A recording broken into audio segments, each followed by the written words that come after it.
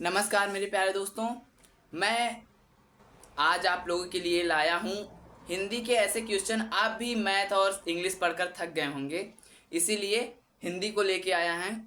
ये सब जो देख रहे हैं आप, ये सभी हिंदी के बहुत ज़्यादा ही इम्पोर्टेंट क्वेश्चन हैं जो कि हमें बोर्ड एग्जाम में काम आने वाले हैं। तो चलिए इन क्वेश्चनों को एकदम सच्चे मन से हल करते हैं। तो देखते हैं इसमें पहला क्वेश्चन क्या कह रहा है। पहला क्वेश्चन आपका देखिए, ध्यान से देखिएगा। भाषा योग वशिष्ठ के लेखक हैं। आपसे पूछ रहा है क्या, भाषा योग वशिष्ठ के लेखक हैं। तो इसके लेखक कौन है? राम प्रसाद निरंजनी।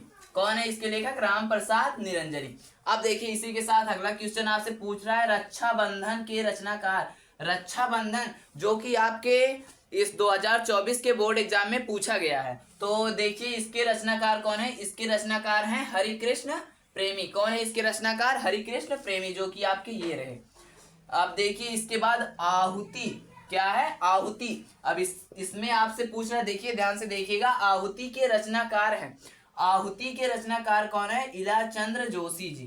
कौन है? इलाचंद्र जोशी जी। इनको रचना लिखने का बहुत ही जोश चढ़ा था और ये रचना तो लिख गए, ऊपर से आप लोगों को फंसा गए कि आप चलिए इन सब की रचनाओं को याद करिए ना।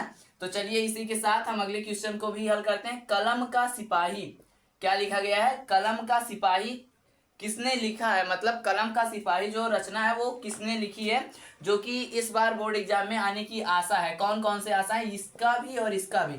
तो देखिएगा दोनों क्वेश्चन बोर्ड एग्जाम में आ सकते हैं। तो कलम का सिपाही किसने लिखा है? इसको लिखा है अमृत राय ने। कौन? अमृत राय। कलम का सिपाही कौन लिखा है? अमृत राय। अब इसी के साथ आपसे पूछ रहा है जातक कथाएं कितनी है। क्या पूछ रहा है? जातक कथाएं।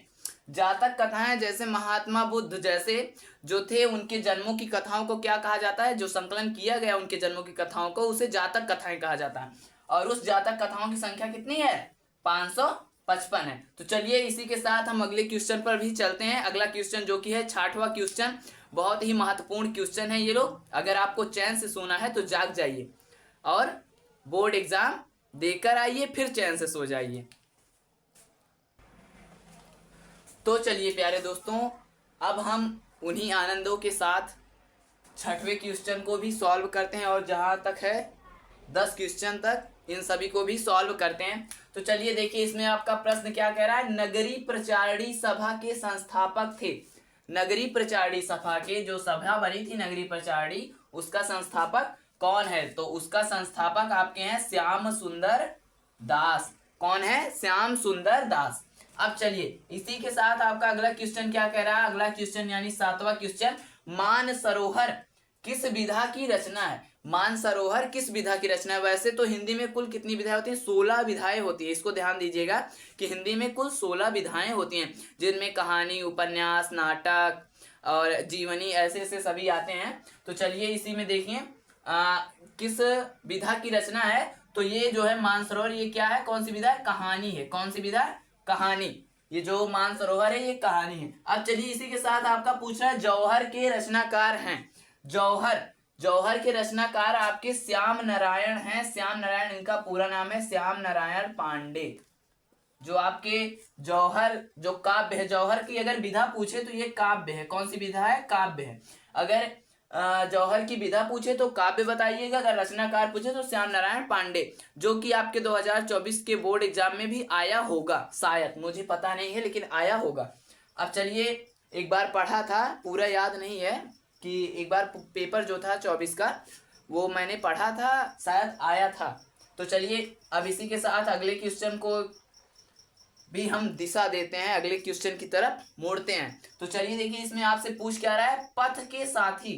क्या पूछ रहा है? पथ के साथी। ये भी आपका बोर्ड एग्जाम में आने की संभावना है। पथ के साथी, पथ के साथी कौन लिखा है? पथ के साथी आपके लिखे हैं महादेवी वर्मा। कौन?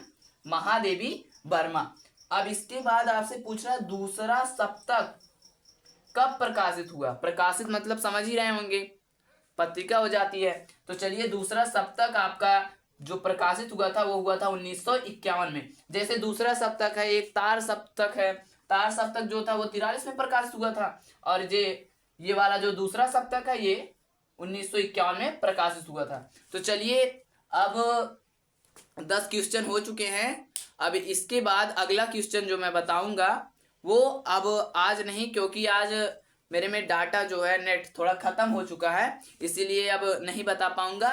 तो अगली वीडियो में भी आप लोग बने रहिएगा और हम इन्हीं के साथ हम हिंदी के 40 क्वेश्चनों को सॉल्व कराएंगे, जिसमें से आपके पूरे बोर्ड एग्जाम के जो क्वेश्चन है 98% मेल खाएंगे। तो चलिए।